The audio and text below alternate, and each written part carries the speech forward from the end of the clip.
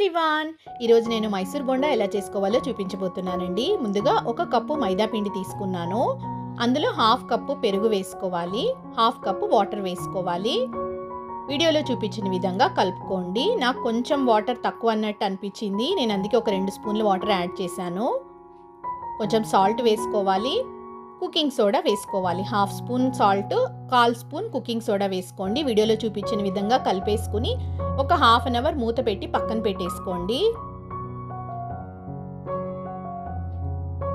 ఇప్పుడు కొంచెం జీలకర్ర వేసుకోవాలి, సన్నగా తరిగిన కరివేపాకు, పచ్చిమిర్చి, ఆనియన్స్ వేసుకోవాలి.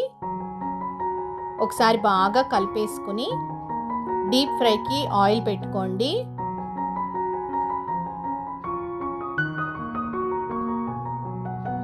పుల్లటి పెరుగు వేసుకుంటే చాలా బాగుంటుంది. ఆయిల్ వేడెక్కిన తర్వాత వీడియోలో చూపించిన విధంగా బోండాలు వేసేసుకోవాలి. వేడివేడిగా తింటే చాలా బాగుంటుంది. తప్పకుండా ఒకసారి ట్రై చేయండి. ఈరోజైతే మాకు బెంగళూరులో క్లైమేట్ చాలా బాగుంది, వర్షం పడుతుంది. ఆ వర్షం ఈవినింగ్ టైంలో ఈ వేడివేడిగా మైసూర్ బోండా చాలా చాలా టేస్టీగా ఉంది. తప్పకుండా వీడియో నచ్చితే లైక్ చేయండి. బాగా ఫ్రై చేసుకోవాలి, అంతే.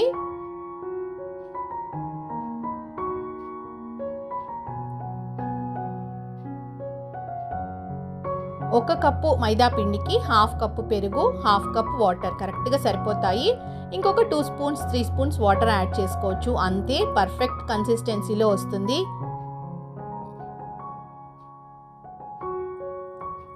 ఇలాగే అన్నీ వేసేసుకోవాలి, అంతే. డీప్ ఫ్రై చేసుకోవాలి.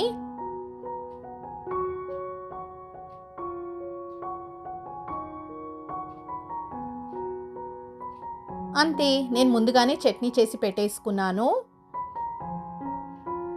మీకు చూపిస్తాను చూడండి. పైనేమో క్రంచీగా ఉంటుంది, లోపల సాఫ్ట్గా ఉంటుంది. తప్పకుండా ట్రై చేయండి. Thanks for watching. Bye bye.